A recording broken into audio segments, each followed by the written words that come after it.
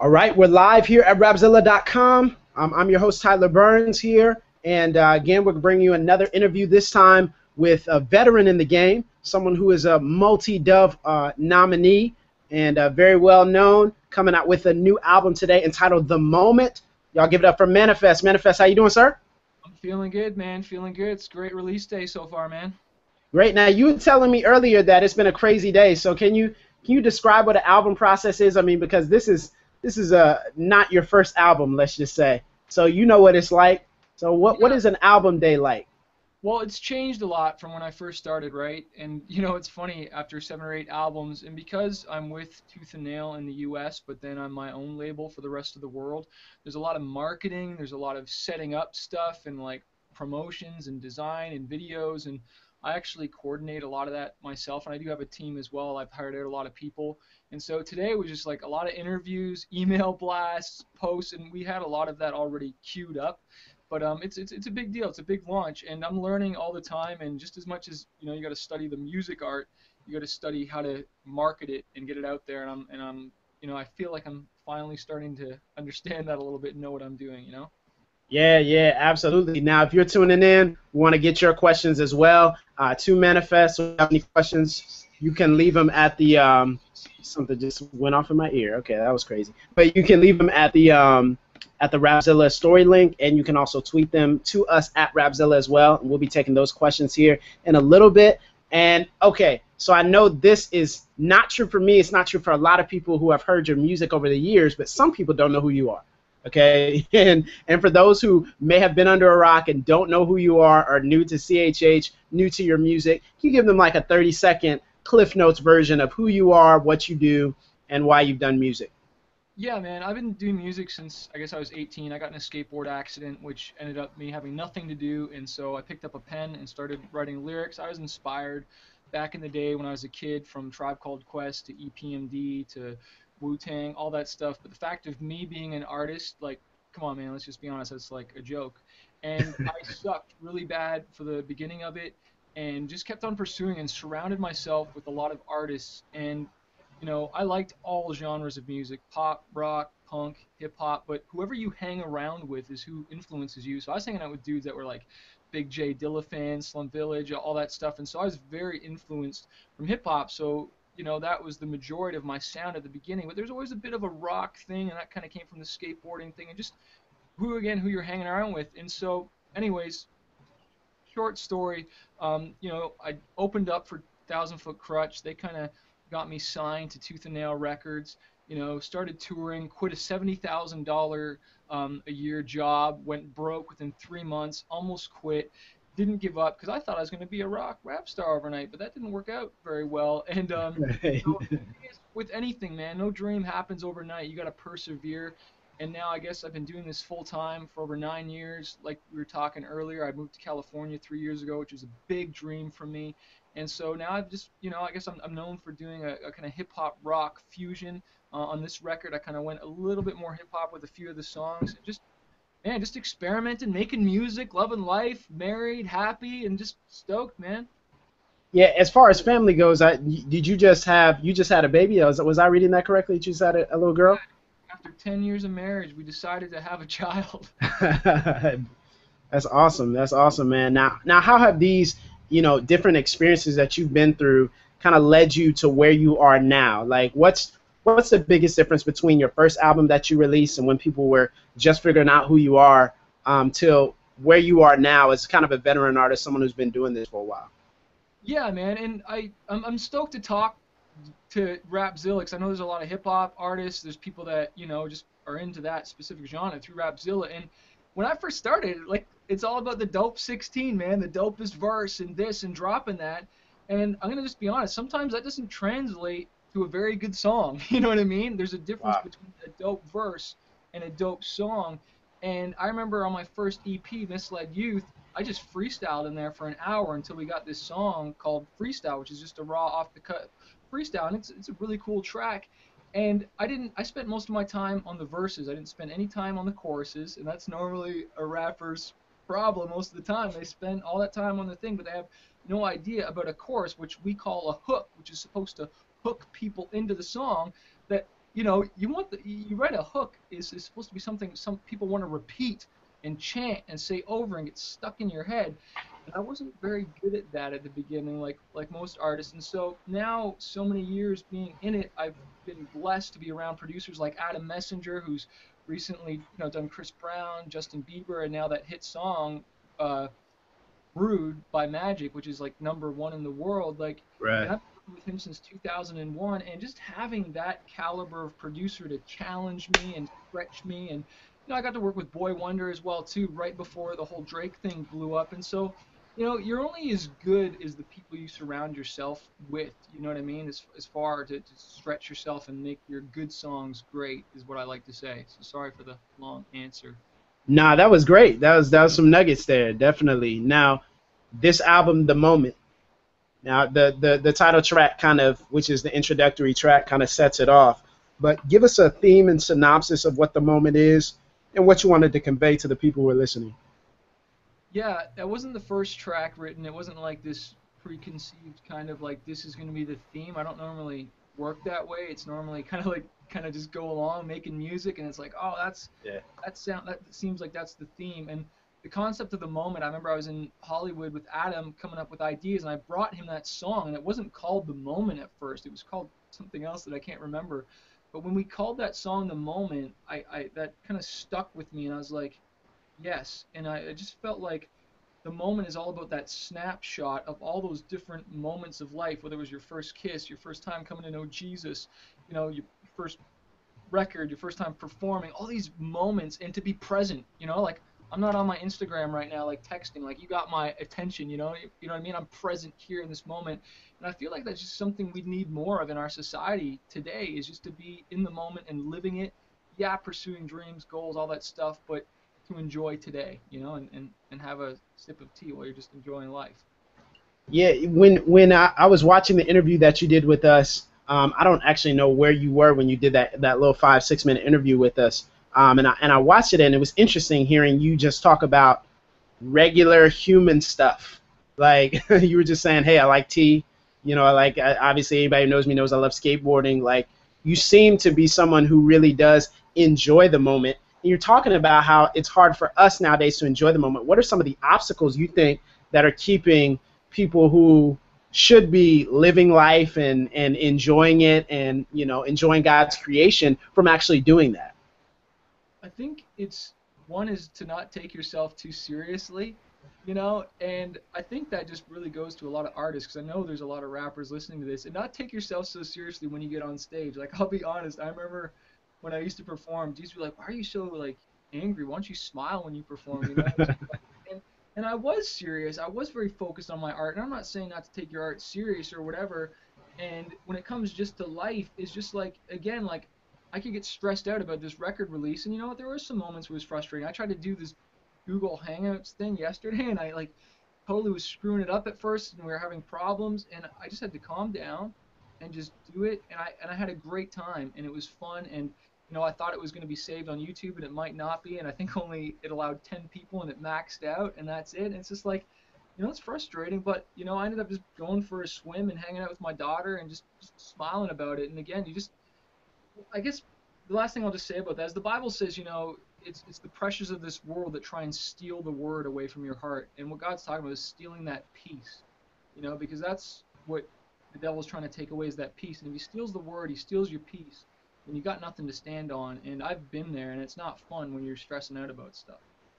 Yeah. Now, along those same lines, now, is there any stress related to how the album actually does? I mean, because you're charting well now, but is that something where there's a stress, or has that gradually become something where you're saying it'll work itself out? I'm just gonna make the best possible album that I can make, and then leave the results up to God.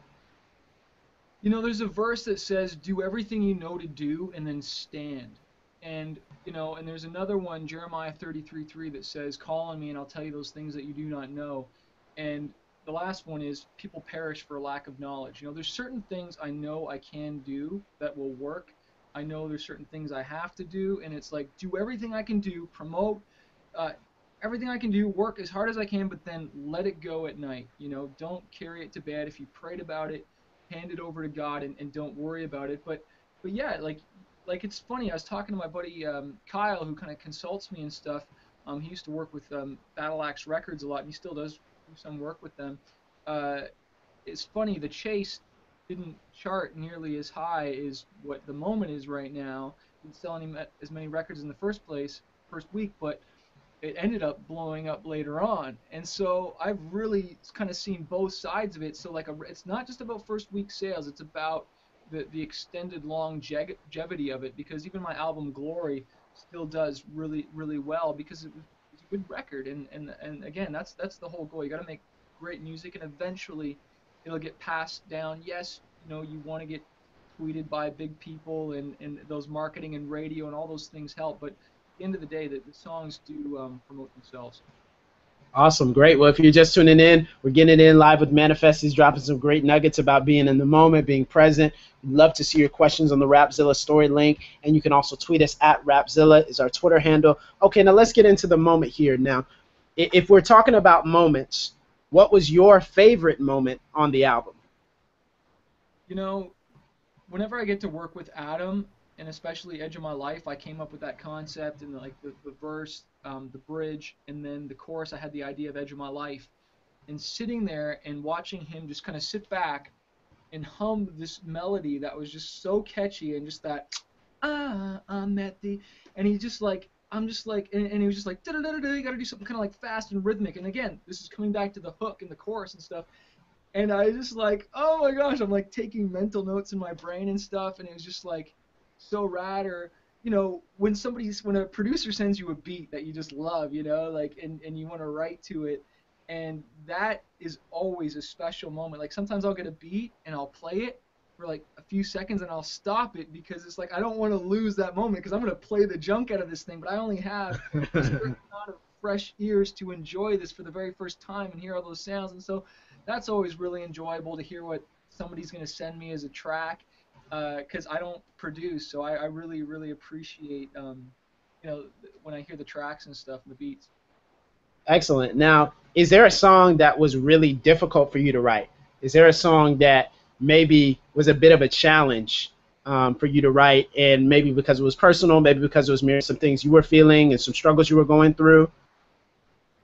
Diamonds, we had a bit of problems going back and forth, just trying to make it, you know, there's always the thing of being real, but being pop friendly, being hooky, and this format and radio and stuff like that, and going back and forth.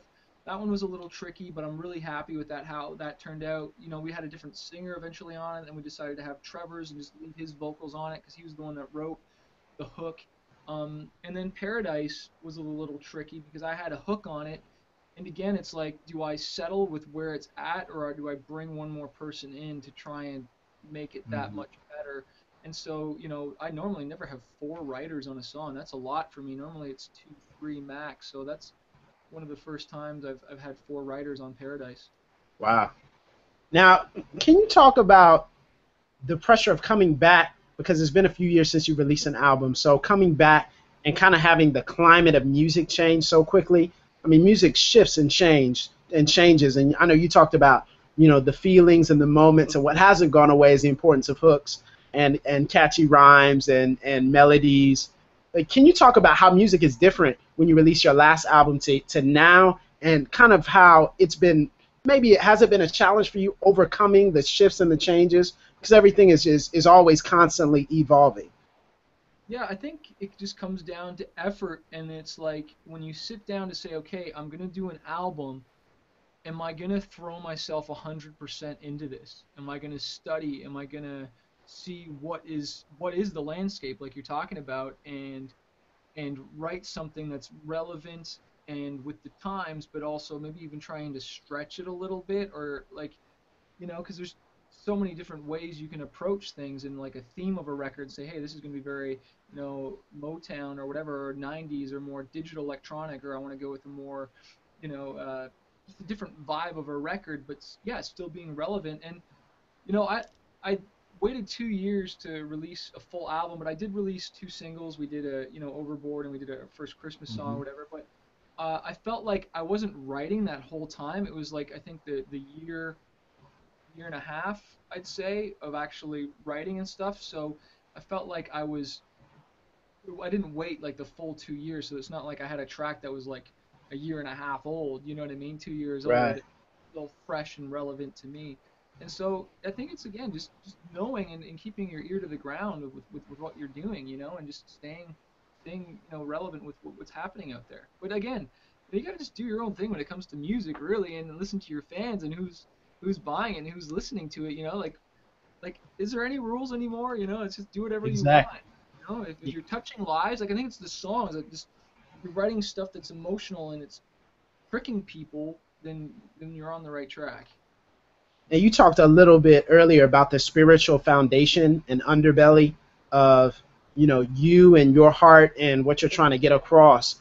Can you go into a little bit more kind of the spiritual process of injecting the messages of Christ into the songs and kind of mirroring your relationship and what you've learned, even as your family changes, even as you grow as a man, how is that injecting that into the album?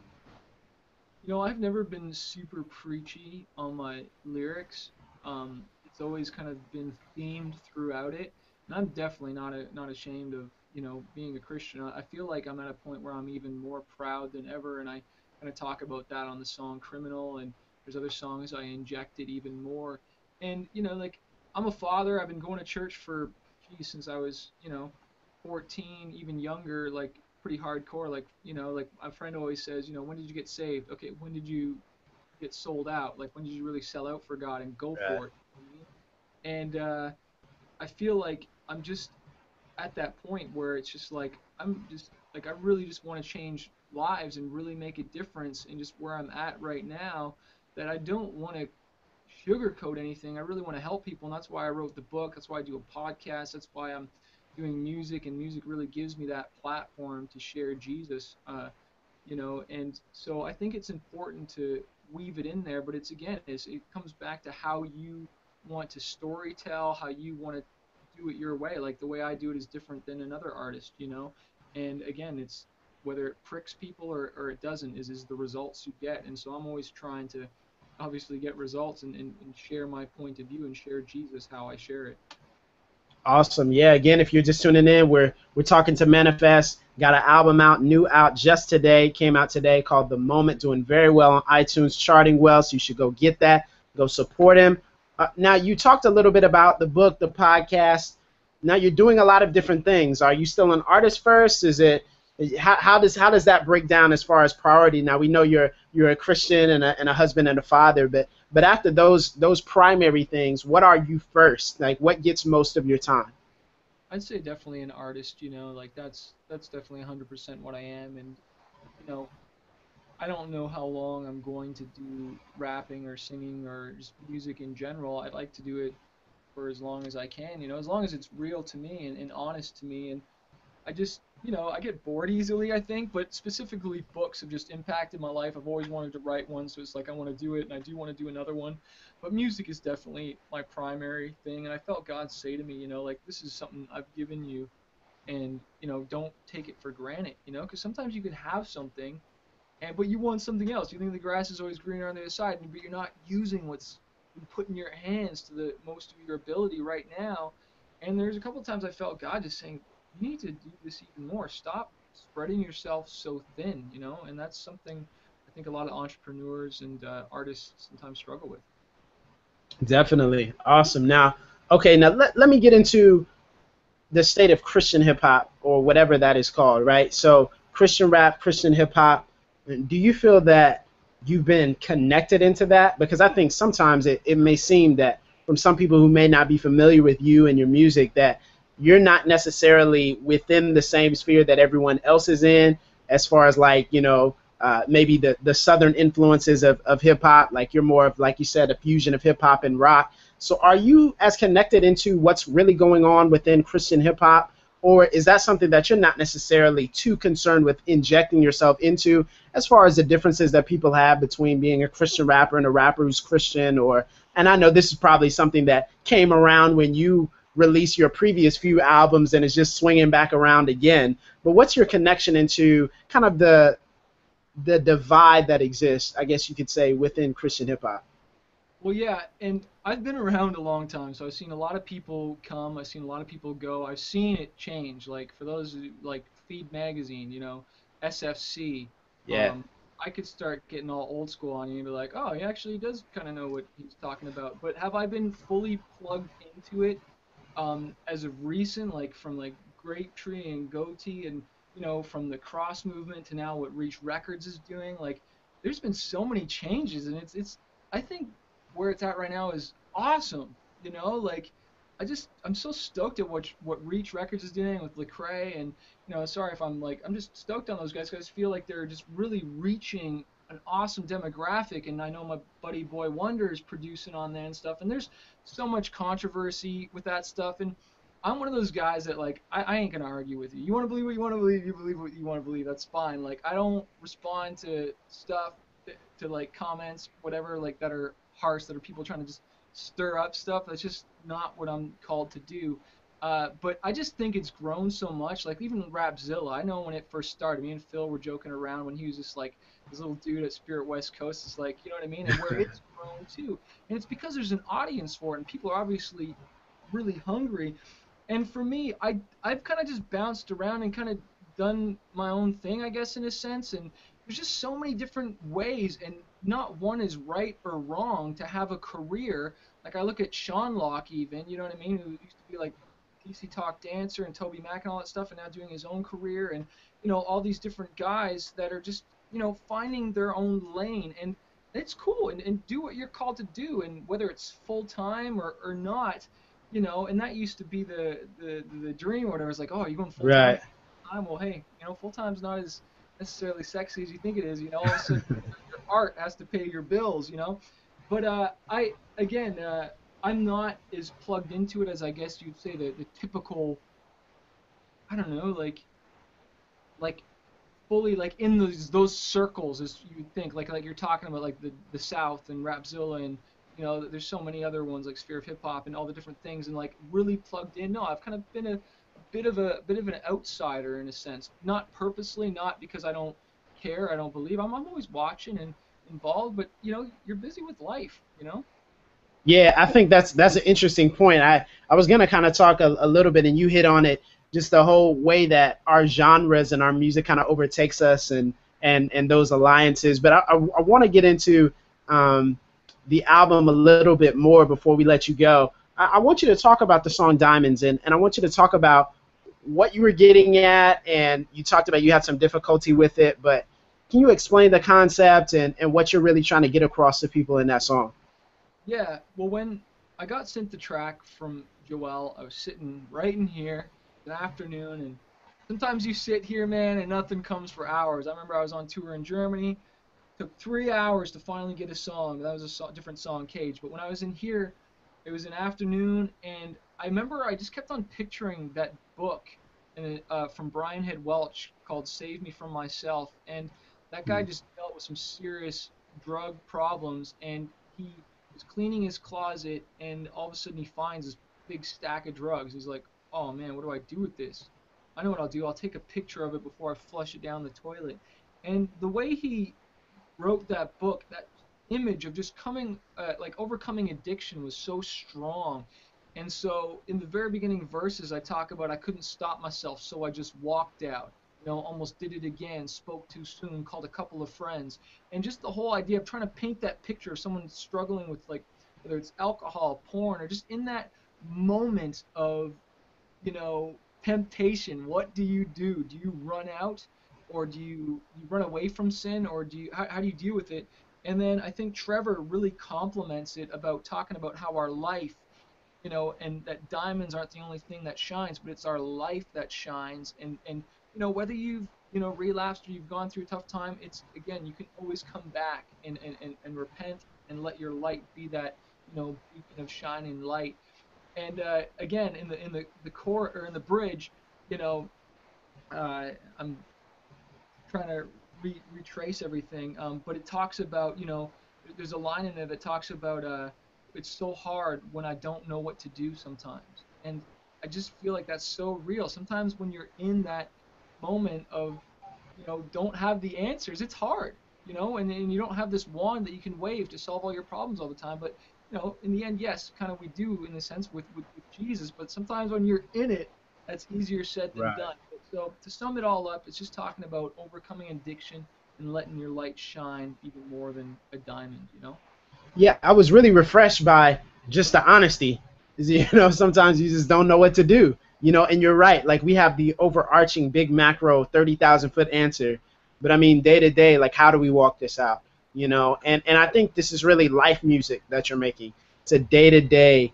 And is that what you're trying to do? Is that what you're aiming to do to assist somebody in just walking through life? Not. And I think it's kind of like a dual role, right? So you're actually giving them melodies and you're giving them things that'll be catchy for them to say and enjoy musically, but then you're also giving them truth as well that kind of help them walk through the small areas of life. Is that what you're going through with your music and especially with the moment? I would say that would sum it up great, man. Like it's life music. Yes, it's entertainment. It's catchy. Some stuff, honestly, it's no necessarily message really at all. It's just rocking out or just cool, man. We're just vibing, and what's wrong with that, man? Sometimes I just want to vibe and chill, and that's what music is all about. It's just expression. But I was talking to someone today. It's amazing how I can write one thing, but then you might interpret it completely different, and it speaks to you in a completely different way than I had intended it for, and that's awesome too. Yeah, that's exciting. Okay, well, again, if you're tuning in, we're getting in with Manifest, talking about the new album, The Moment, which just came out today. It's on iTunes. Go get it. It's charting very well. So go support him. Okay, I want to get into before we let you go here in the next few minutes. Just want to get into some rapid fire questions. Get into what's going on, maybe in some other areas outside of the music. So Yep. outside of your music, who have you been listening to? Well, I got asked that earlier today. The last hip hop record I bought was Andy Mineo's EP. I bought the physical copy off the website. I bought my buddy's album Magic because he wrote that song Rude, and I've watched that guy write for so many artists, ghostwrite, and now he's practically almost number one in the world for a while. So proud of that guy. Worship podcasts. I download inspirational stuff from success.com. Darren Hardy, sup. Been listening to this record way too much. You know what I mean? I just need to stop listening to it. Done. It's out. You go listen to it. Yeah. Awesome. Now, what are you reading right now? I'm reading a book by it's The Return of the Rag Picker. I don't know if you've heard of OG Mandino. He's passed away, but he was an inspirational dude, Christian guy. Has a whole bunch of really cool stories and metaphor books. Greatest Miracle in the World, The Choice. I forget what else is on my list. I have a couple other books that I got ready. Biggest challenge now that you're a father? Man, time management, dude. Like, what did we do before? I don't know. What do dudes do that have two and three and they're only 18? What do they do, man? Right, right. That's a good question. What's one thing that you would like to accomplish in the next year? Man, I want to write more music. I definitely want to release some more music. I want to do another book.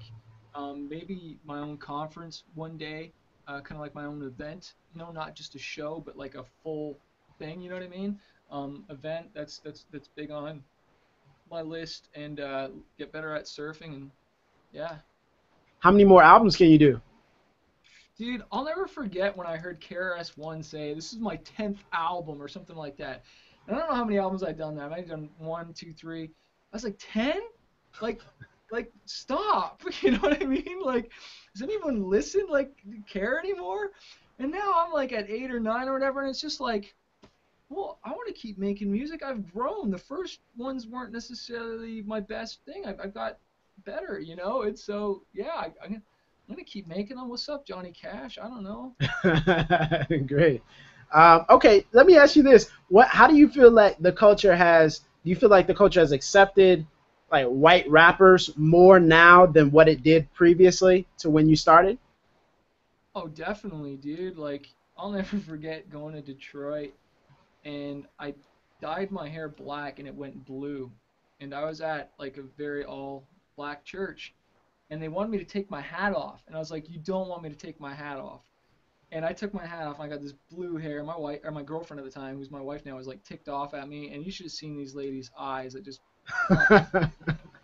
But it wasn't widely accepted. I remember when 8 Mile came out. I've seen it all, and like you look at Macklemore and whatever, and it's just it's just like everything. Like our whole society has changed and accepted a lot of different things, and I think it's obviously amazing that we've accepted different races into all kinds of different cultures. That's awesome. You know what I mean? And but obviously there's still challenges and stuff, and you still get the odd ignorant thing, and some people are ignorant, and that's okay. You know what I mean? And everyone again has got their opinion, and but yeah, I guess from my perspective in hip hop, yeah, what it's come through, it's I think it's definitely been it's more respected. But I just kind of I don't like getting called a rapper still. There's just anyone that gets called a rapper, I feel like they're getting like it's like you're a rapper. You know what I mean? Like no matter what, whether you're making millions or selling millions of records, it's just like I don't know. It just doesn't seem like a compliment as opposed to oh you're a songwriter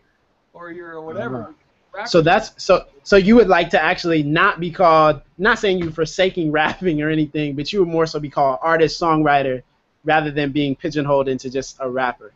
And I guess it depends who's calling you. If another rapper's calling you, it's okay. But when you have someone who's not in the circle of what we know and some of the things we're even talking about, you know what I mean? It's like, it's just whatever. It's funny, like sometimes I don't even like, whenever you tell someone they're even doing music, you get looked at kind of funny. It's like, oh, really? And like, I'll never forget someone saying, oh, you make a living off of that? Oh, that's wow, So is that why you're at on iTunes on the Christian charts? Is that why? Is that part of the reason why? Is you don't want to necessarily just be pigeonholed into just being hip hop? I used to be against the term Christian hip hop. I didn't like it because I used to think I'm just a Christian first, and there's no such thing, as Christian hip hop or Christian rock. We shouldn't label it. But you know what? Well, after you move to America, you understand the culture. Because I come from Canada, I've toured all these countries. They don't have what we have in America. It's not like that, where this huge CCM Christian thing. It's just music. You know what I mean? And but I get it now, being here. And again, it's just like I've just kind of decided, like again, like I'm just want to really reach people. So call it whatever you want. And if I'm going to reach more people, and that's where I am, like I'm performing in churches. That's why I'm not performing in clubs. I have performed in clubs. I've done tours on those. We just toured with POD, Flyleaf, done all the other stuff. We did Swollen Members back in Canada, did the club thing. But let's just be honest, like where I perform is majority churches. It's for a Christian crowd. You want to call my music Christian? Like why I'm not trying to hide anything anymore or trying to be cool. And I encourage other artists listening to this, just be yourself and don't necessarily shy away from it. Just like be real always and just share you. Yeah, that's awesome. Now, last question before we let you go. What do you want people to get from the moment? Give us 30 seconds of what you want them to listen to, what you want them to hear, and what you want them to take away from it. Dude, when you're listening to The Moment, when the first track, I hope you love the intro as much as I do, and then me busting into that verse. I think it's cool. Crazy dreams, thousand rings, someone's trying to call me. Just like that, the hook.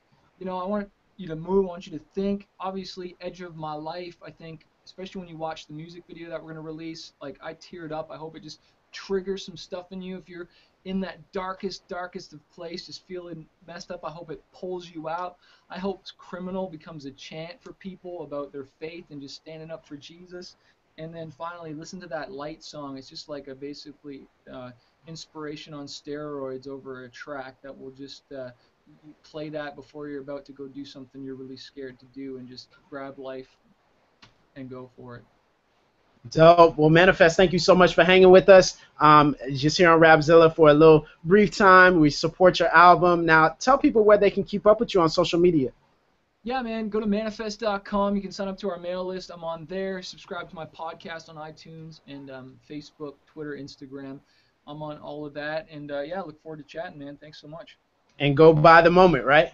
Yeah, go buy the CD, dude. Number 2. Can we get to number 1? Doesn't matter.